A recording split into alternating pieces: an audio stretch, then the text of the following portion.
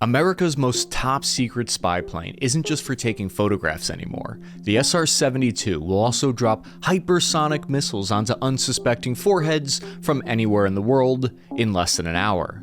Please stop, sir. I can only hua so hard. Think of this program as an autonomous, extremely long-range delivery system for your supersonic strategic weaponry. It's the hypersonic burrito for your hypersonic missile. The SR-72 can send precision bombs onto regions where air superiority hasn't yet been achieved. So imagine, if you will, a scenario where war kicks off in the Pacific and you need to hit a target, you need to hit an anti-air or mobile missile launcher platform deep behind enemy lines. That's what we're talking about here.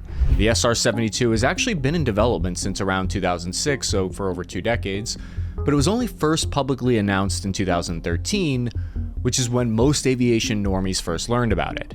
This was when Lockheed Martin first dropped an image render of what the new plane was going to look like, and you could see here it's an absolute baddie. Curves are sleek and her air intake is smooth. Naturally, Lockheed Martin's infamous Skunk Works team is in charge of the design and production. It was originally envisioned as a direct successor to the SR-71 Blackbird, meaning at first they thought it was going to have the same kind of capability set and it would largely have just improved those systems.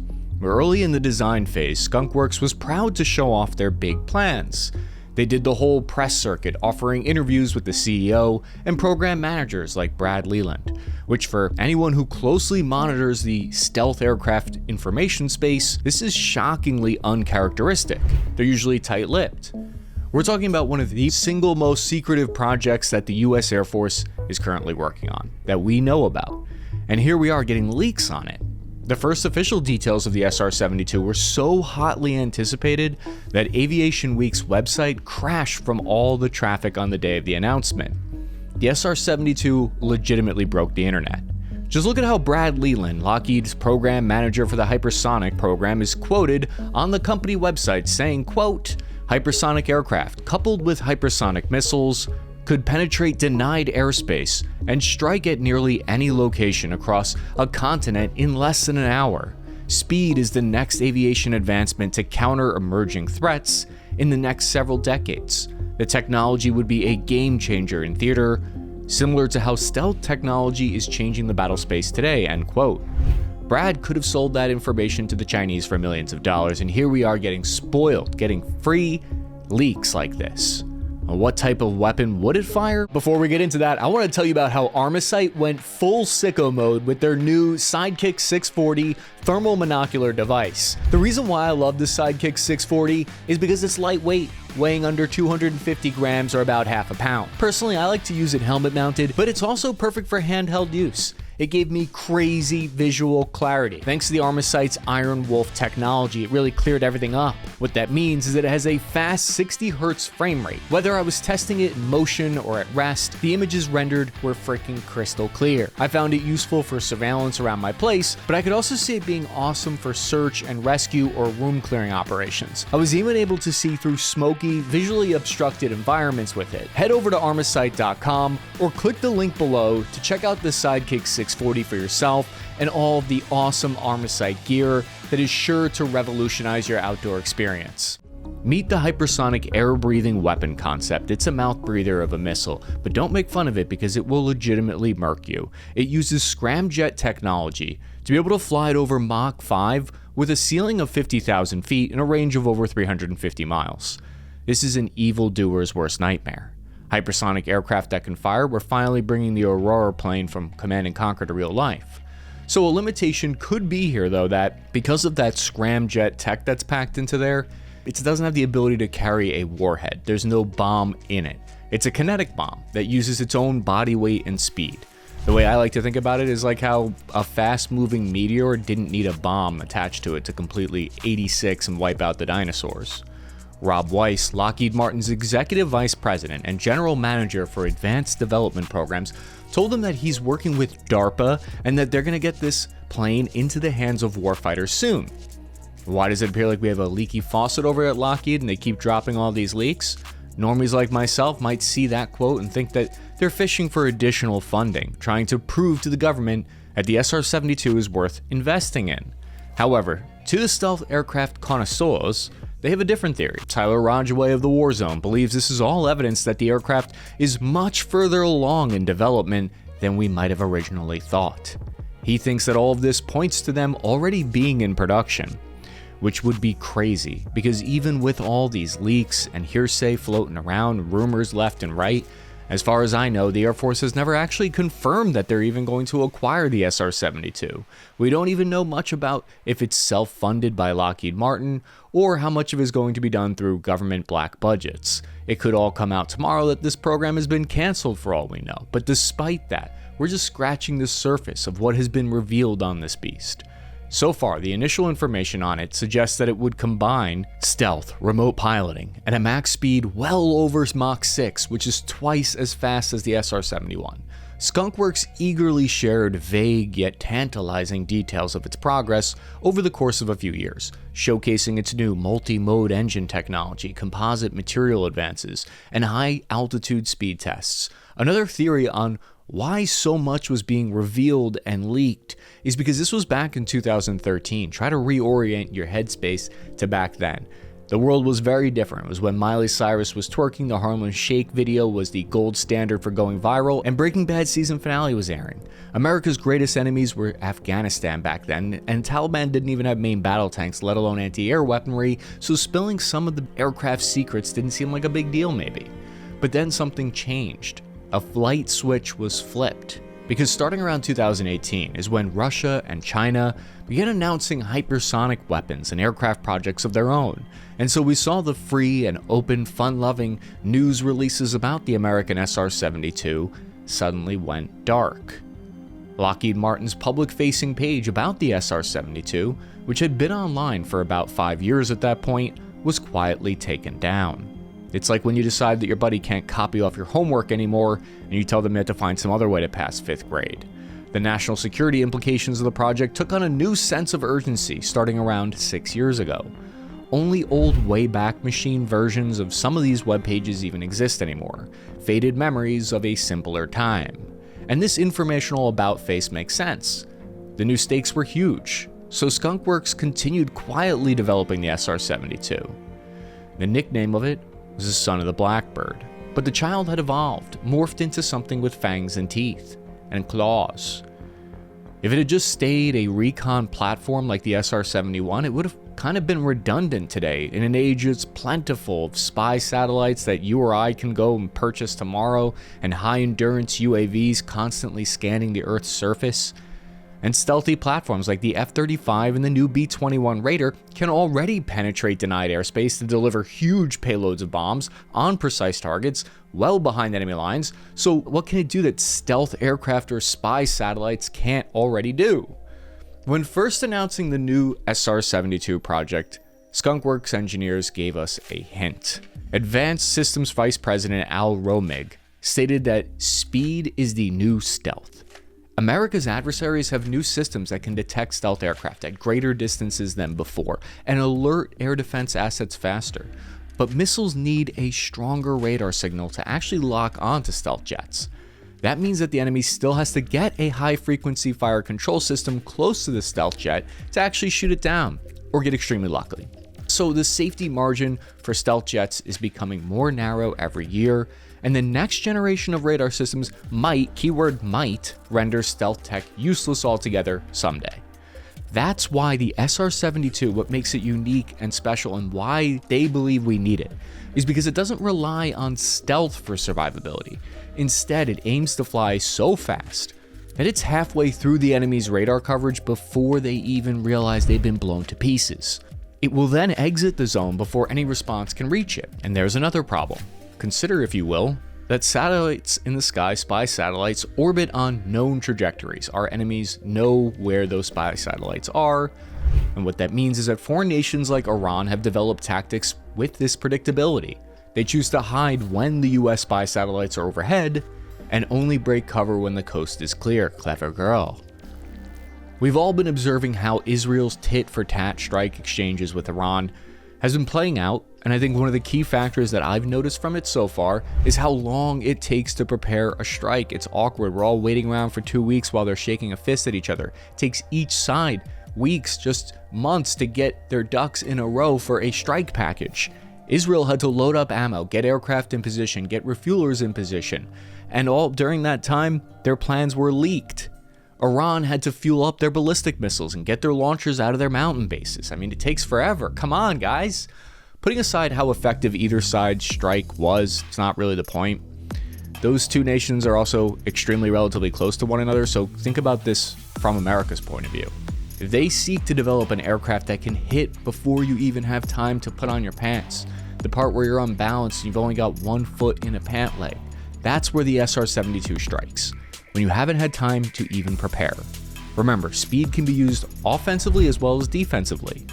Here's another takeaway that we've gleaned from the Israel-Iran back and forth strikes. America had to take weeks to pre-position aircraft to the Middle East after these strikes. It took them a lot of time to get extra B-52s and B-2 bombers to the region so that they could respond quicker. The SR-72 doesn't require its assets to be pre-positioned close to the target so that they can lay down hate quickly. Consider also the fact that if your SR-72 has to be in close proximity on an airfield nearby, they're within missile range of the enemy and they're vulnerable to attack. So I'm going to spare you 10-minute long recap of the original Blackbird's capabilities, because the important thing to know here that we're going to focus on is the Blackbird flew at Mach 3.2, meanwhile the SR-72 aims to fly twice as fast at over Mach 6, which is firmly past hypersonic and straight into speed demon category. Is the title of this video, the SR-72 needs to chill out, because it should be. However, to achieve this, it doesn't come cheap. It's so expensive. The total cost for the project, still locked away under government secretive accounting measures, but statements from Lockheed Martin that I've seen, the CEO suggests that the initial cost estimates for the project was around $1 billion. If we get nosy and dig a little bit deeper and look at the publicly available company data, it shows that since 2022, the project has consistently gone over budget, costing around $335 million in cost overruns alone. Welcome to the wonderful world of the Air Force, where you get better chow, better sleeping quarters, and a big fat check from Uncle Sam, and it's a blank check. But there's some reason why it costs so much, because the main major challenge that costs resources to solve is the engine. The thing is that the conventional jet engine just don't work very well past Mach 3 that the SR-71 flew at. Past this threshold, the pressure actually creates shock waves within the engine around the compressor fan blades. To put that into terms that my average infantryman brain can comprehend, basically that disrupts the airflow into the combustion chamber, which in turn greatly reduces efficiency and causes dangerous vibrations that could destroy the plane altogether. Translation: no bueno, donde está la biblioteca? The original SR-71 solved for this issue by using a moving nose cone and engine bypass ducts to adjust that airflow at high speeds. It mimics the way a ramjet works without having to actually build one. But there's a problem. There's always a problem. That trick doesn't work for the SR-72, which blows right past the 3.2 speed limit. Ramjets only work well between Mach 3 and 5. I would give you the technical mumbo-jumbo sentence for why that's the case, but neither of us are going to understand it in any meaningful way, if we're being honest. So let's just go with the takeaway. A takeaway, the point is that a ramjet simply can't breathe and generate enough thrust for takeoff or low-speed flight. That's an issue because the Air Force requires, it dictates that the SR-72 has to be able to fly from takeoff to landing entirely under its own power. So using a second boost vehicle like a ramjet isn't an option. To get around this speed gap, the Skunkworks engineers designed what's called a turbine-based combined cycle, or TBCC engine. This is essentially two engines in one, using a high-powered turbine engine to get the SR-72 up to that initial Mach 3. Then at that point, boom, we switch and divert the airflow around into a second ramjet stage that takes over for the high-speed flight. But that still only gets the SR-72 up to the low hypersonic range of Mach 5. To achieve reaching sicko mode Mach 6, program manager Brad Leland hinted all the way back in 2013 that the engineers were working on the ultimate in jet technology for the second stage, a scramjet. In fact, NASA's X-43 experimental aircraft set the jet engine speed record of Mach 9.6 in 2004 using a scramjet. It used a B-52 carrier plane and rocket booster to fly fast enough to even start the scramjet section. Getting the SR-72 to fly fast enough under its own power to generate that focused shockwave needed to run that scramjet is exactly the kind of black magic voodoo miracle that Skunk Works engineers live for. The way they've done this is Skunk Works has taken advantage of new high-temperature materials and additive manufacturing technology. Lockheed Martin has been very tight-lipped since 2018 about exactly what type of engine is in the SR-72 second stage, but the recent clues is that it might be a scramjet came from an unlikely source, and this is kind of fascinating. So the 2022 film Top Gun: Maverick featured this experimental spy plane called the Darkstar right in the early scenes of the movie that looks suspiciously similar to the concept renderings of the actual SR-72. The fictional Darkstar even showcased a dual-mode turbine scramjet engine during the film's test flights, just like what program manager Leland had hinted at back in 2013. While the fictional test plane did explode as part of the film's plot, the level of detail in the plane's flight path and engines was way beyond what you would expect from some big old action movie. The Darkstar mock-up was apparently so realistic that Chinese intelligence thought it might be the real SR-72, and they actually diverted a spy satellite of their own to take pictures of it, which ended up being the most expensive close-up photos of Tom Cruise in history. It shouldn't come as a surprise that Chinese intelligence were fooled though, because the filmmakers actually got Skunk Works to help design the prop plane. Joseph Kosinski, director for Top Gun, said, quote, "The reason it looks so real is because it was the engineers from Skunk Works who helped design it. So those are the same people who are working on the real aircraft who helped us design Darkstar for this film." Okay, so it might be the actual SR-72 crew working on a fake version of a real plane, both to wow the movie audience and give a not so subtle hint to foreign nations that America's hypersonic secret project might be very real. At this point, we're playing 4D chess. That gets to another strategic purpose of the SR-72, which is deterrence. Russia, China, North Korea, they were all working on their hypersonic missile program, right? By kicking the SR-72 project into high gear, then selectively tipping their hand through these convenient leaks, the US Air Force can signal to adversarial nations that America has a secret hypersonic plane of its own with unknown recon capability that can carry an unknown number of hypersonic weapons anywhere in the world within an hour while laughing at even the latest air defense systems. Anyone that thinks they might have a handle on America's stealth fleet suddenly has to reframe their entire operational planning around this new development. Under this reasoning, that Darkstar in Top Gun: Maverick was likely the Air Force using the most potent propaganda messaging of all, Hollywood, although YouTube can be pretty good at it too. Personally, I think it just doesn't seem so realistic to believe that Skunk Works would be allowed to work on such a high-profile film without some permission and intention from the Pentagon. What all this means to me is that Washington really wanted to send a message in a very public way. The choice to use an unmanned platform instead of a piloted aircraft has generated a lot of speculation inside the aviation world too. Theories focus on the engineering aspects of such a high-performance plane, and they point out that pilots and the equipment needed to keep them alive at the edge of space take up a lot of room and weight. So slimming down the bird by keeping the pilot on the ground makes a lot of design choices much easier, from stress mapping to fuel economy and engine endurance. But I think there are a lot more strategic factors at play than just making the plane easier to build. The SR-72 is meant to penetrate denied airspace that's dangerous for even stealth jets to fly through. Pilots are highly trained and valuable individuals. I'm not saying us ground pounders are expendable, but compared to them, yes, we kind of are. The SR-72, if it were manned, any accidents or combat losses pretty much guarantee the loss of the pilot, and that's a valuable experience that they've gained over many years that's just gone. The latest war games show near-peer conflict with China would last for years, and the US, according to these calculations, would lose between 400 and 900 warplanes. In that kind of nightmare scenario, reducing attrition and preserving skilled pilots is the name of the game. But is the SR-72 actually going to enter service, Or is it another experimental project that gets the scientists excited but never sees factory floor? In 2017, Skunk Works general manager Rob Weiss told the media that they had a working TBCC engine and were moving on to the flight research vehicle. Almost immediately, supposed sightings of the SR-72 started popping up around Skunk Works' main facility in Palmade, California, some more credible than others. But here's where it gets even more interesting to me, because in February 2018, Lockheed Vice President, Advanced Development Program Jack Banoyan told the Wall Street Journal that the SR-72 was already flying, and that, quote, the aircraft is also agile at hypersonic speeds with reliable engine starts. Love it when my starts are reliable.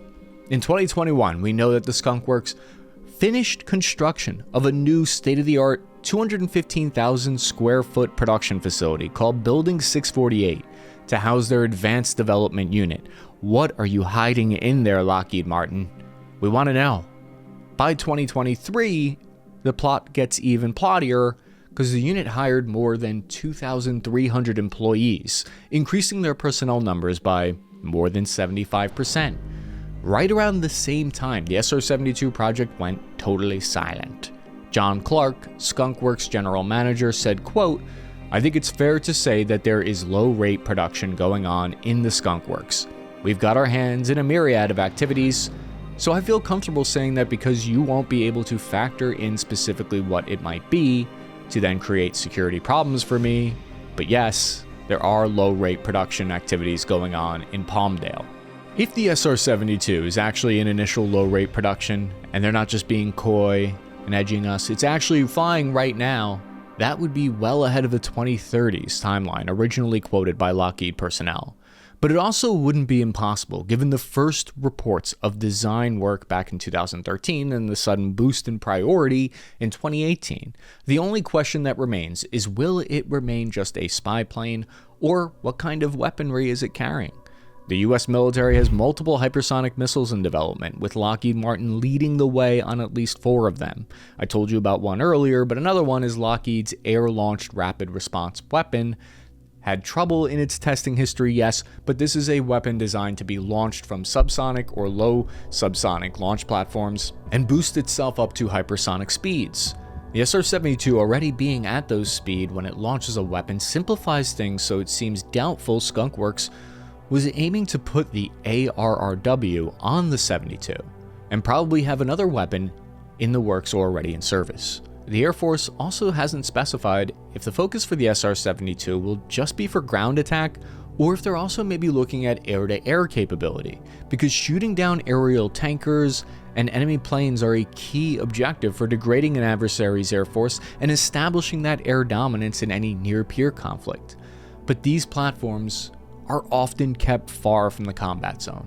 Attacking these aircraft or strategic heavy lift transports would be juicy targets for a deep penetration strike, aircraft that could respond quickly at a moving target. As far as attacking ground targets goes, the SR-72's speed means that it can react to time-sensitive intelligence and hit enemy commanders, ballistic missiles prepping for launch, or enemy subs putting out to sea, all from the comfort of home base within the United States. Unlike the B-2 stealth bomber that currently fills this role, the SR-72 doesn't need to refuel in midair to reach distant targets and takes only minutes to arrive instead of hours. While expensive to build and operate, the SR-72's hypersonic speeds presents a whole new array of options to the US Air Force for collecting intelligence, eliminating threats, or deterring conflicts altogether. But I want to know what you think in the comments section below. Let me know. I'm your average infantryman, Chris Cappy. Thank you for watching. Signing off this net. Time now. But before you guys go, I'm on Pepperbox now. I'm happy to announce this, where you can go and see an exclusive new show where I analyze hardcore combat footage from around the world, see each episode early and without ads, and get access to all the content from Fat Electrician, Donut Operator, Brandon Herrera, and more. Click the link in the description if you're interested.